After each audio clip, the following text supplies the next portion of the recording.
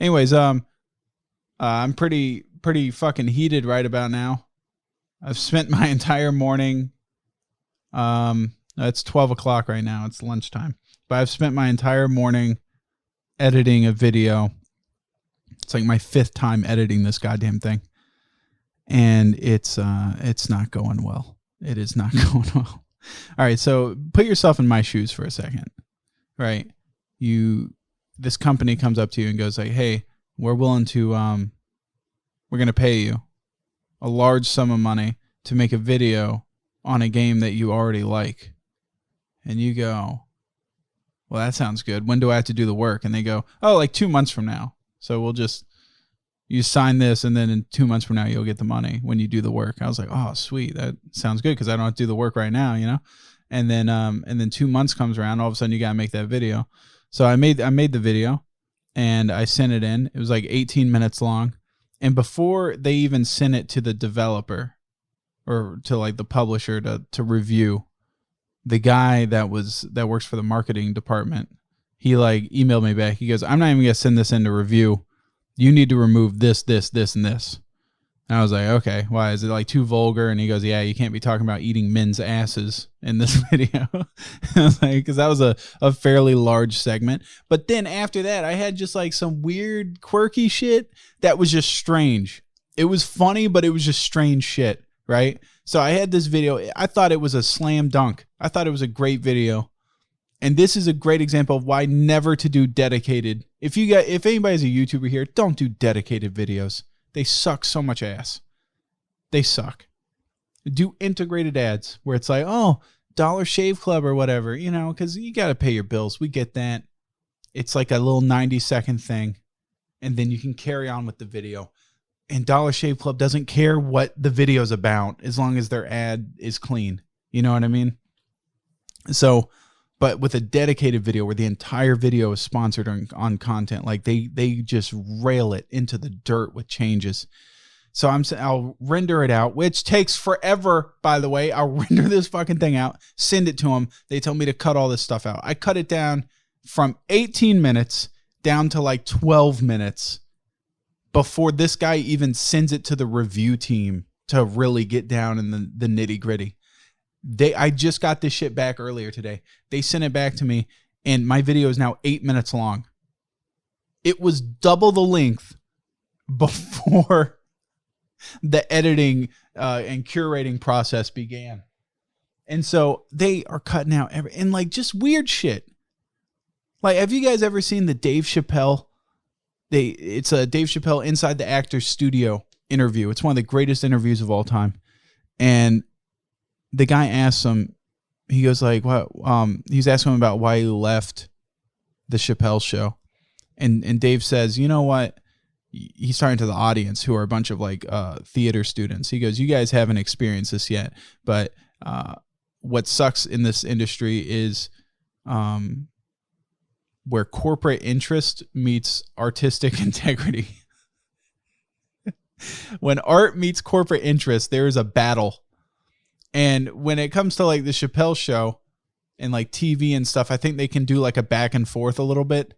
But with this, it is like, I either do what they say or they just go like, "All right, well, it's over." I don't get like a portion of the money or anything, because I've already been working on this for weeks. And they're like, if it just doesn't go live, they don't pay anything. Right. So I'm like at their whim, at their mercy. And so now I'm just editing out everything on this video. It is a fucking husk of its former self. It hurts to look at. It's like the difference between looking at like Brendan Fraser in early 2000s and then looking at Brendan Fraser after his divorce. You know, when he was paying that bitch $60,000 a month in alimony. That's what this video looks like. If it was personified, that's what it would fucking look like. And I don't know, man. This thing's been cut to hell and back. What cracks me up is like the weird cuts. Like, I could understand. I had this whole bit about eating men's asses that they yanked out of there, but they also had a bit where it's on Rainbow Six Siege, right? They had this thing where I was like, was calling Sam Fisher. Like, have you seen what Sam Fisher looks like? He's like an old man with a raincoat. So I mentioned at a part where he looks like a homeless man, and they were like, due to COVID, kind of ruining the international economy, homelessness is actually on a rise. And I feel like referring to Sam Fisher as a homeless man might not be the best look right now, given the state of homelessness in America. And I'm like, did you fucking people like even look at my channel? Like, don't you think as a company that my audience that is going to be seeing the video is going to think something's up when it's just a squeaky clean video in its entirety? Like, it's obviously going to be, people are going to be watching it going, wow, it feels like Sam has a gun pointed to his head during this entire video. But they don't get that. They just want it squeaky clean. And like, it's obviously going to be a turnoff to everybody that watches it. Because they didn't fucking do their homework on who is posting this fucking thing. And the best part is they want like these squeaky clean, like sponsored tweets, right? And these tweets are going on a fucking Twitter page that is just diarrhea. Every fucking tweet is just high speed garbage. And then all of a sudden there's going to be this like manufactured tweet that I can't say anything funny in. And I don't know. The whole thing baffles me. They made me take out a meta bit. I did this. This thing was completely clean. I didn't say any bad words or nothing. But like near the end, I did like a meta bit where I was like, before we even get into the rest of like who sponsored this video, I know that the Ubisoft people are curating this video right now. They're scrubbing through it, trying to make sure that I sated our contractual agreements, right? Which means the developers of this game are looking at this video, which means now would be the best time for me to recommend changes to the game. And so I'm like, I have like this entire thing about like operators they should add, and none of them were bad. I wanted them to add the Swiss Guard, you know, the guys that fucking guard the Pope, and they wear those fucking outfits that look like they're from Sesame Street. And they were like, they responded to that entire bit. They go, "That's weird. Take that out." We don't like being spoken to. Could you take that out? So that, dude, this video got absolutely massacred. And I've just decided, I was talking with STALLTT about this, dude. Like, after this thing gets posted, I get paid and everything, I'm just going to do an unlisted version of this video onto Patreon of the uncut, like the original one. Because it is, I'm telling you, it's actually a funny video. It's actually really good. And it is being just cannibalized. It's fucking horrible. So anyways, yeah, that's what has me all heated and hot and bothered today. And then the other thing is, hold on, I got a list of crap to talk about. Oh yeah, Leafy got banned from the internet, from YouTube. And everybody's, this has cut down huge divides in the YouTuber community. Everybody's grabbing sides, and it's a civil war about to break out over this fucking guy. No, really, it was big news for like 4 minutes, and then the next day nobody cared. But and now it's been like 3-4 days, and but it gives me something to talk about. So I was like, fuck it, I'll talk about it, even though the hysteria has died down a bit.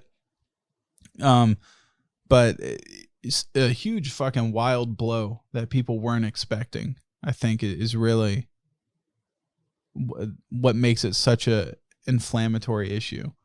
Because YouTube set up policies against harassment, and apparently it blindsided these people on Leafy's side of this argument, because they're like, you know, like, who knew that making 12 videos over a 2-month period basically verbally assaulting this woman constituted as harassment? You know, it's like really YouTube should pretty much set down the definition. Like, what do they consider harassment? Because I just don't get it, you know? Like, I thought, I get harassment. I get like in my mind, like what it is, but I didn't think harassment I didn't think making a shitload of videos directed at one person in their entirety for 2 months like constituted harassment, you know? I didn't think dogpiling a woman with 5 million subscribers angrily screaming at her was considered harassment. You know, we just need to set in stone what harassment means, you know? But, and before people go like, before you guys go like, oh, Sam's one of those people that he's glad he's gone. No, I'm not.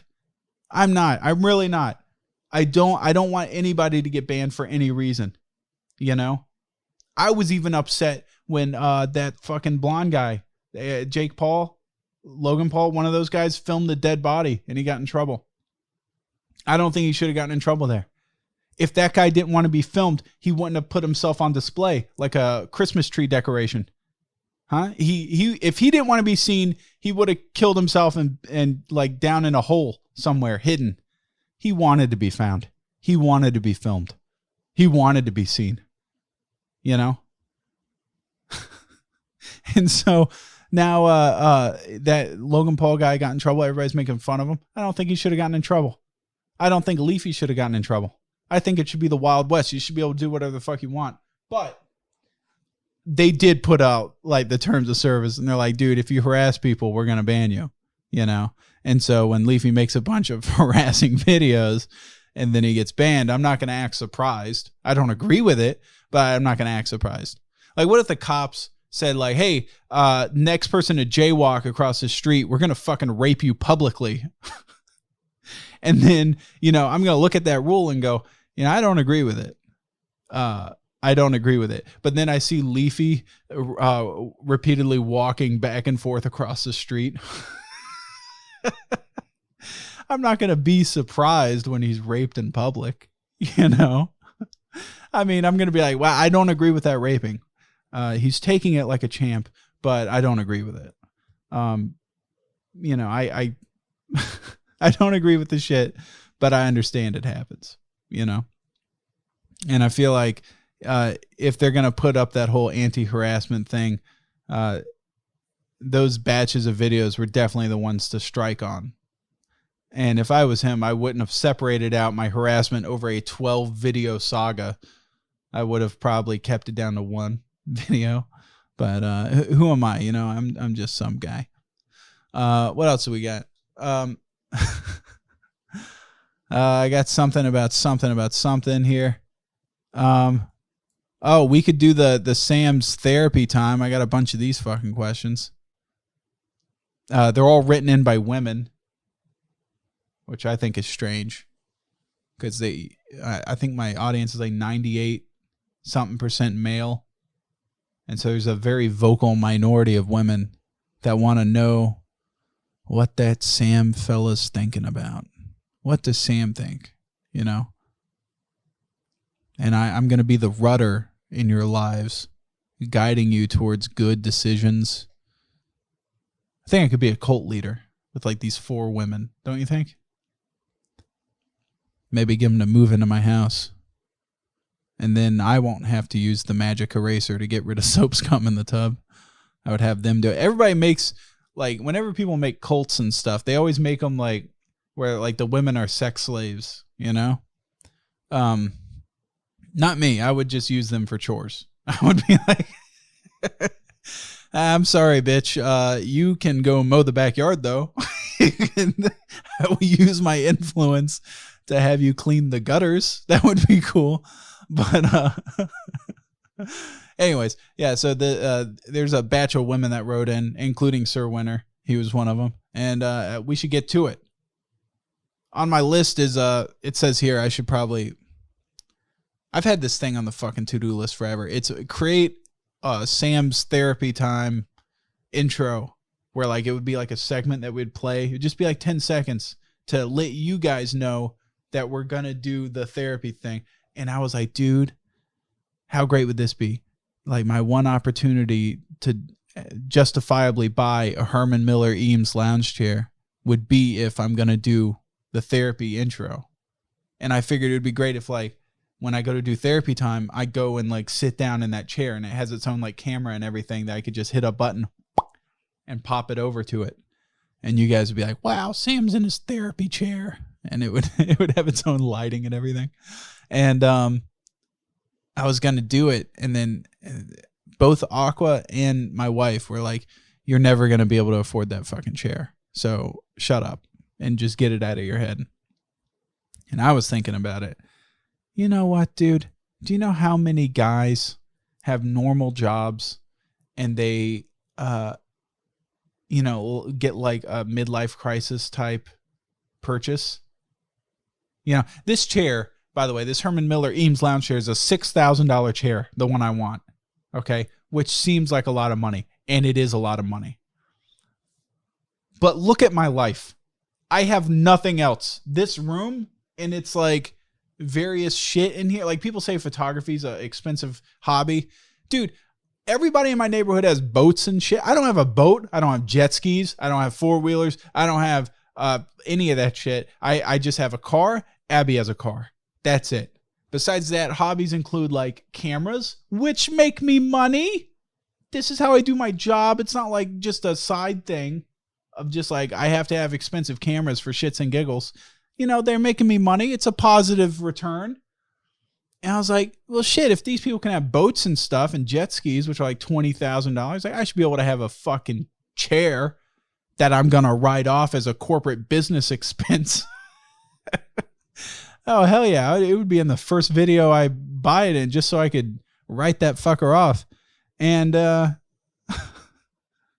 don't know. They say I shouldn't buy it. And then can you believe this fucking guy? Shroud, he left for like whatever amount of time. And he comes back and sitting in his fucking stupid camera on his face cam. You can see he bought one. It's behind him. He's got an Eames lounge chair just sitting behind him. And did you see the amount of luck on that idiot? STALLTT, you can cut this out if I've already talked about this, but this drives me up the wall. This fucking guy and who's that other dude with the blue hair? Ninja. Him and Ninja left to go do Mixer. And for a contract of like $30 million or something. I forget. It might have been, was it like 30 for Ninja and 10 million for Shroud? They're over at Mixer for like 4 minutes. Mixer, and they realize their like career is dwindling and dying off. And they're like, okay, you know what? Whatever. Mixer starts to go bankrupt. And they're like, okay, we're closing down Mixer. Bye. And like Ninja and Shroud are like, oh, sweet. We get to go back to Twitch. How great is this? Our careers are saved because they were just dying on the vine before. And as they're walking out and going back to Twitch, fucking Mixer like taps him on the shoulder and goes, hey, buddy, we had a contract. And because we failed to uphold our end of the agreement, we'll do a payout for the entirety of the contract. So they were over there for like 4 minutes streaming, didn't even have to complete their whatever amount of years streaming on the platform because it's going out of business. And they still got their payout of fucking 30 million and $10 million. So Shroud went over there for fucking literally, how long was it? Like 6 months?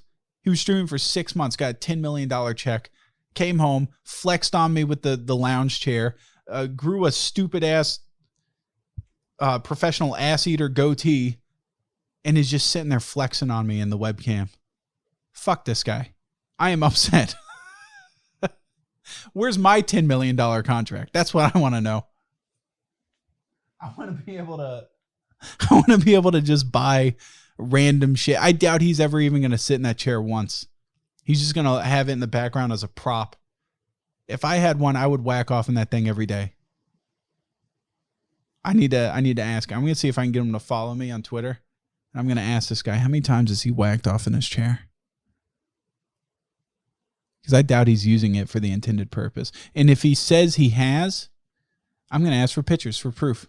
Because I frankly don't believe him. Anyways, I'm supposed to be talking about these fucking therapy things. Hold on. Okay, so this lady wrote in, anonymous. We're going to call her Charlene.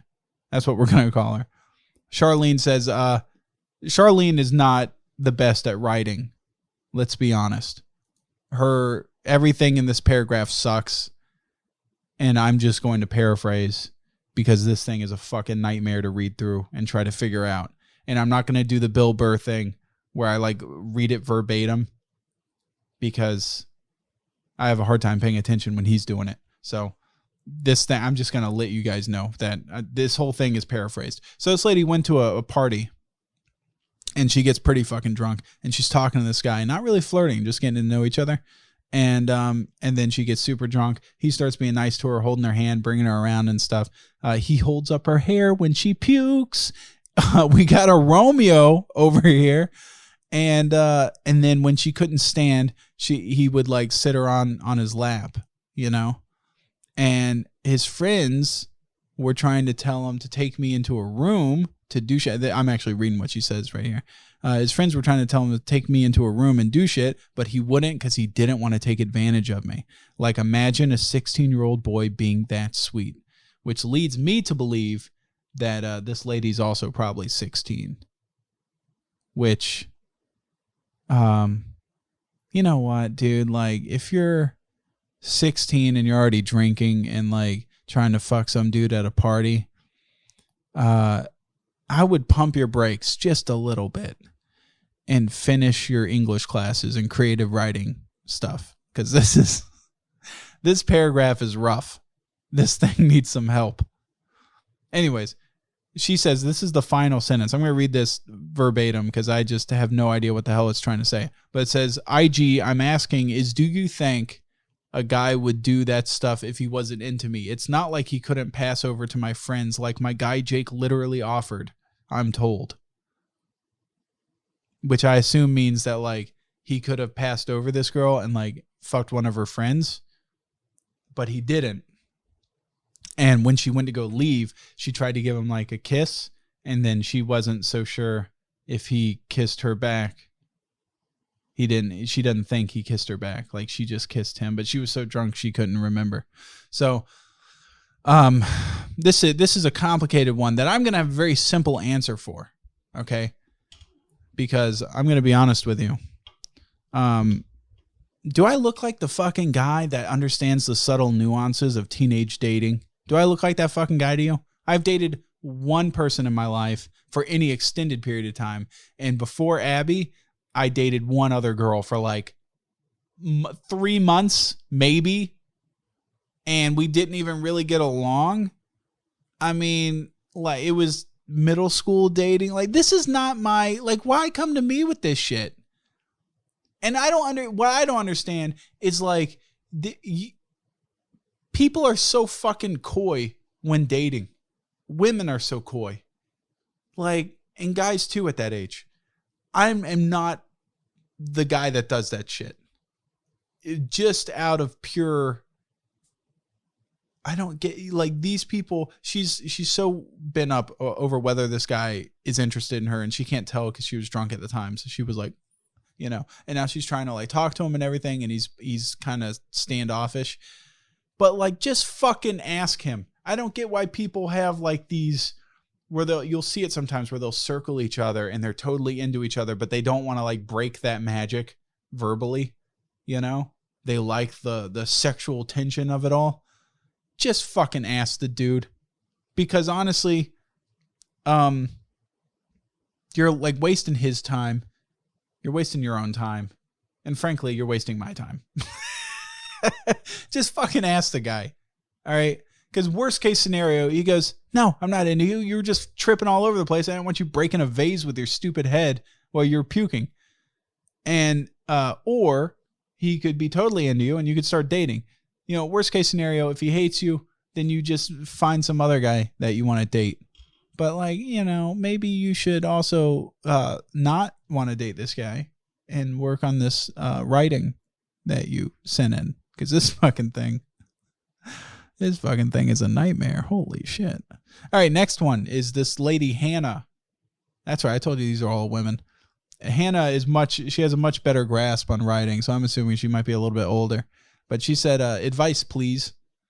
My parents hold a very strong favoritism towards my sister, who is 5 years older than me. In all reality, she's smarter and more successful than me. How do I get over the feeling that I'm never going to be their go-to child? Dude,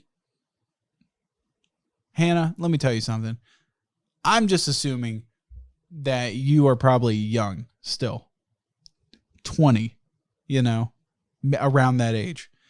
And here's something that you're going to quickly realize as you're going into adulthood is that parents no longer have a point. Once like, once you're an adult, like parents, you know what? My mom and my dad, I love them. I do. I have a great relationship with my mom. My dad, don't get me started on fucking that guy. I don't have a problem with my dad. I just, talking to him is like talking to a person that's had a stroke on the phone. He just goes like, what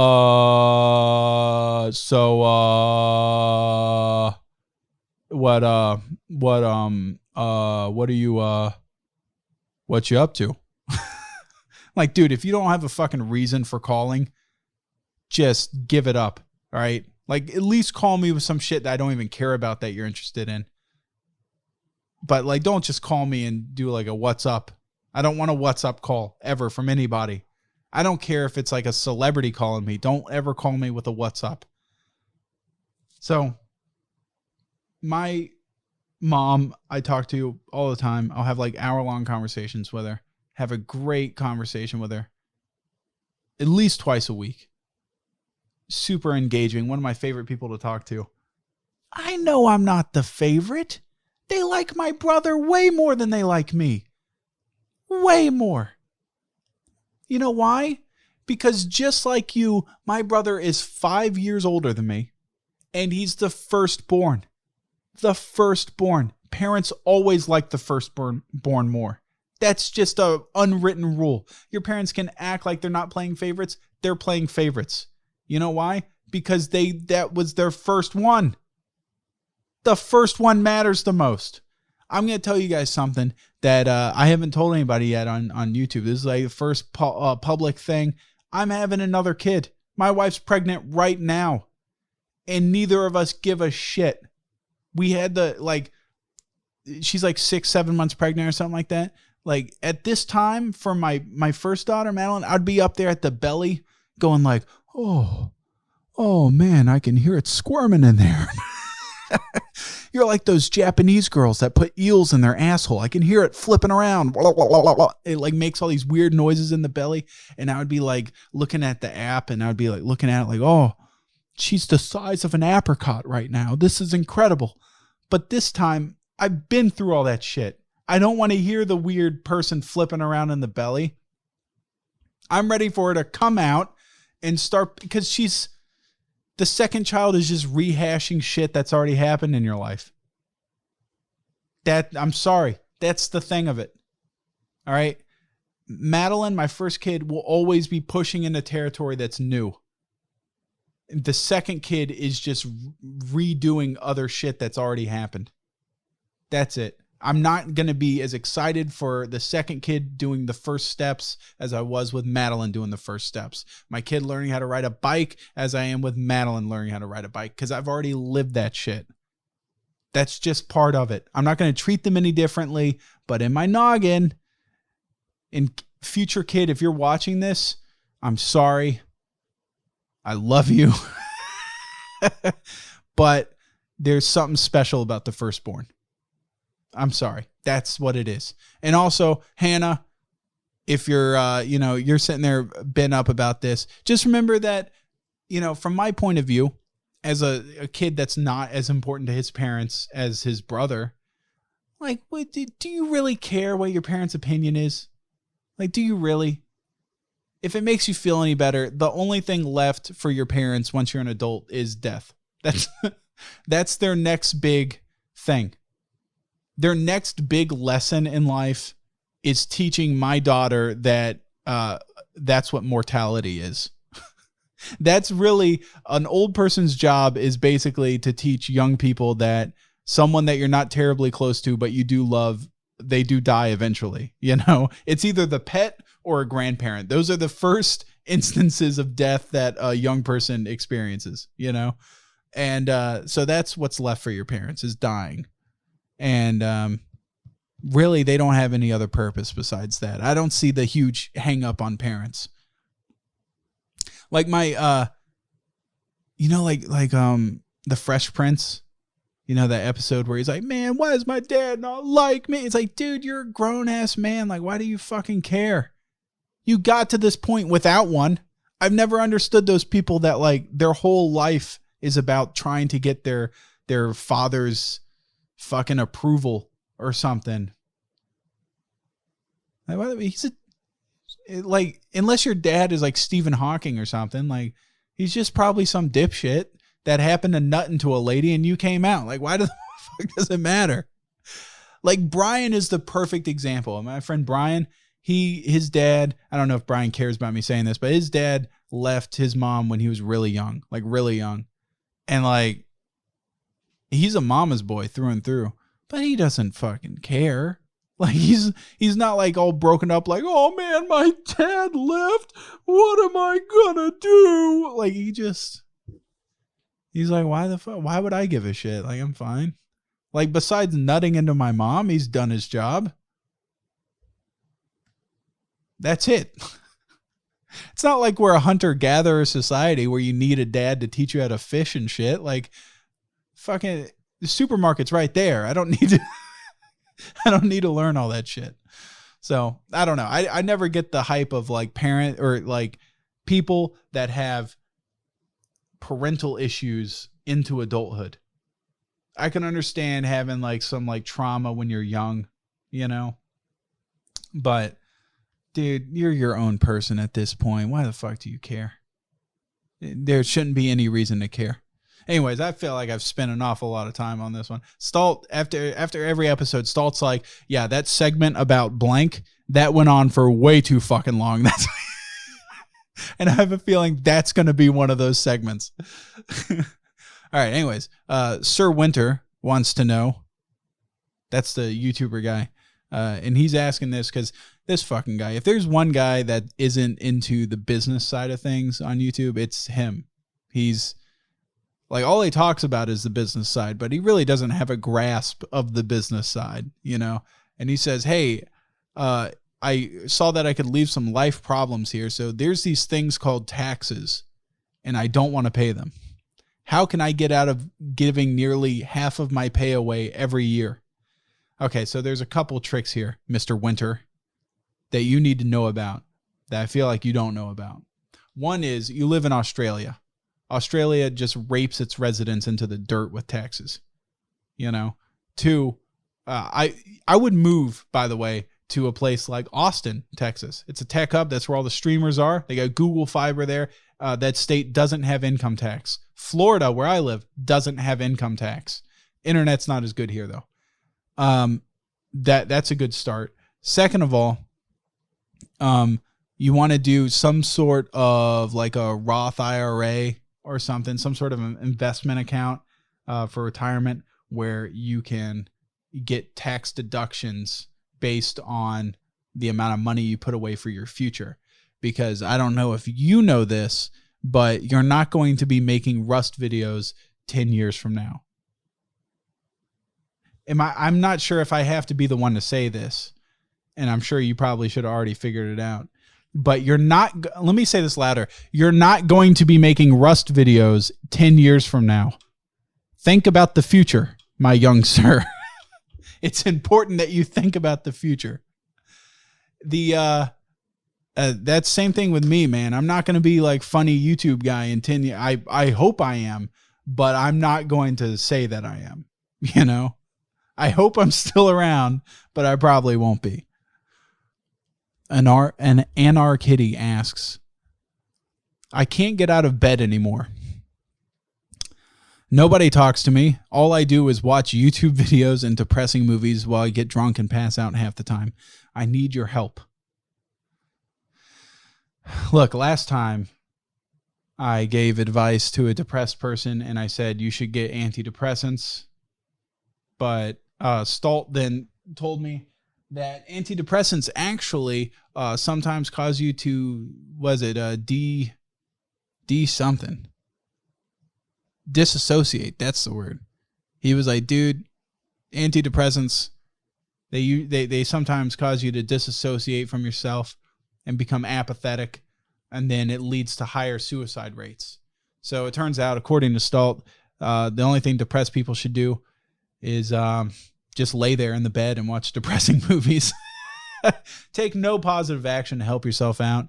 It's either being depressed in bed or disassociating yourself and probably resulting in your own death. So those are your life avenues, and choose wisely. That's it. That's life according to STALLTT. Thanks, STALLTT, for that insightful. So he's gonna cut that out. I could tell, because you know what's great about this is I can say things about STALLTT and then he can't rebuttal because he's not here. So he's just gonna be editing this upset and being like, "That's not what I said. That's not what I meant. I'm saying it happens sometimes." Say it to my face, bitch. I'm not in a podcast. See what happens. All right, that's the end of Sam therapy time. All right, so I did some research here. I've been wanting to talk about this one because this is fucking weird.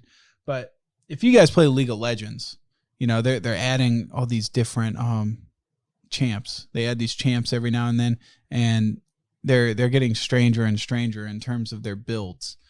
But I was sitting here looking at this one that they added recently called Lilia.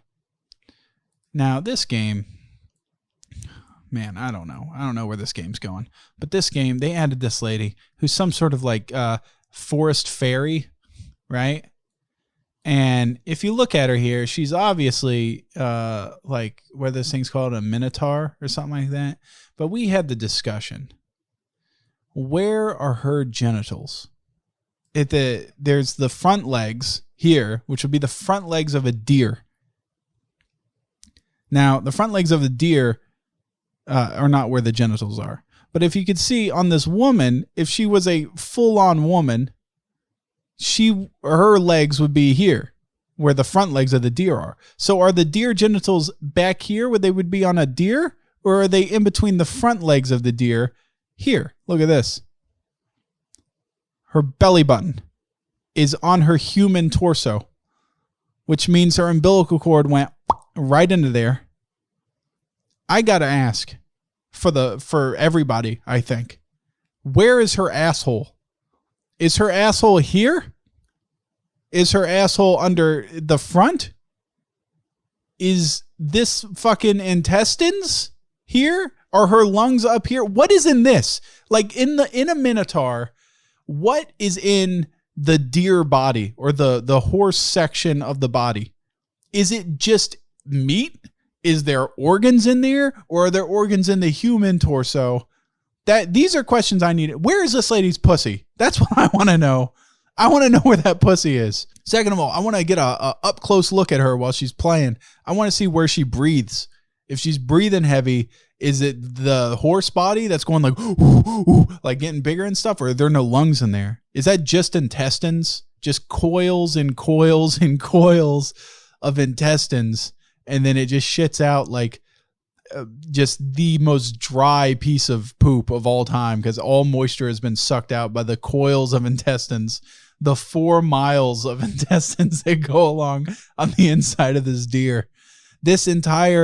Everything about this has been driving me crazy. This entire thing has been driving me up the wall. I got to know more about it. And why does she look so similar to Nico?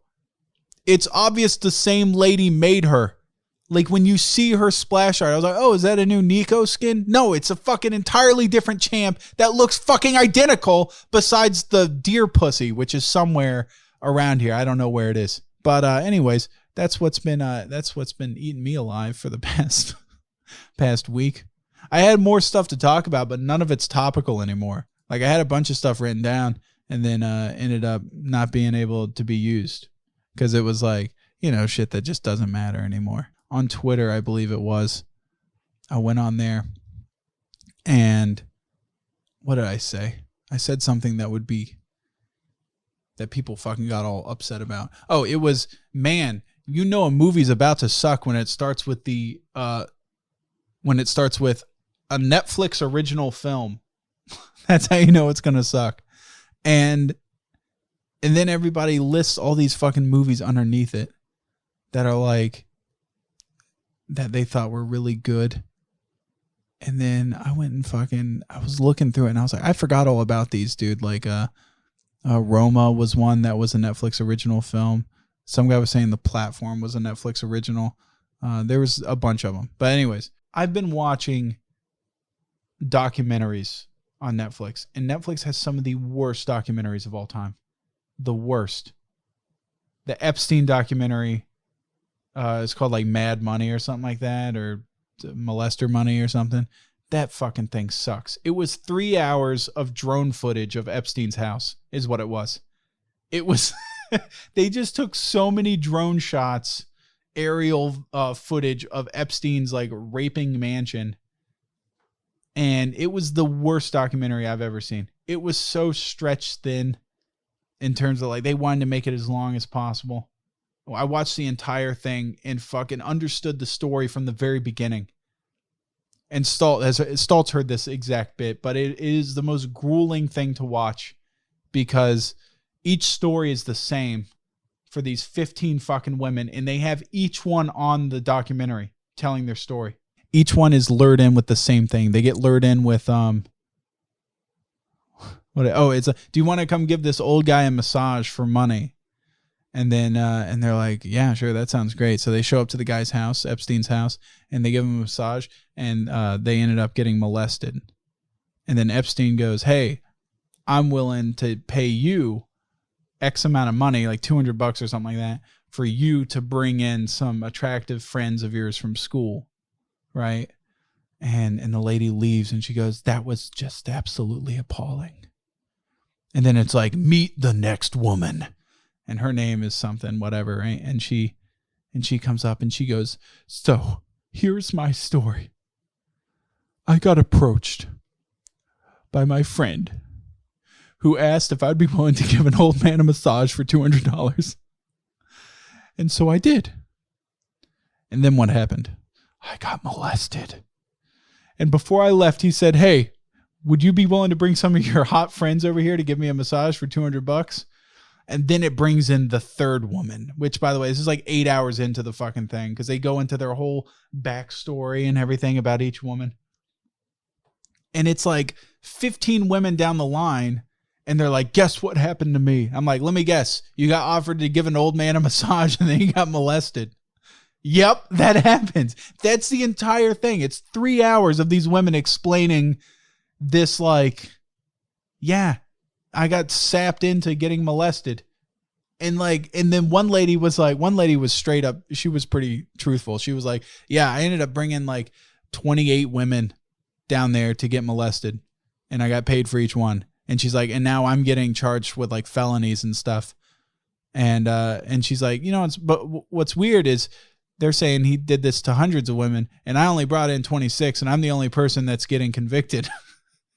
All those other girls are sitting real fucking quiet. They're like, no, I got molested, but I did not bring anybody to him. I can assure you. They fucking all brought someone to him. They all did.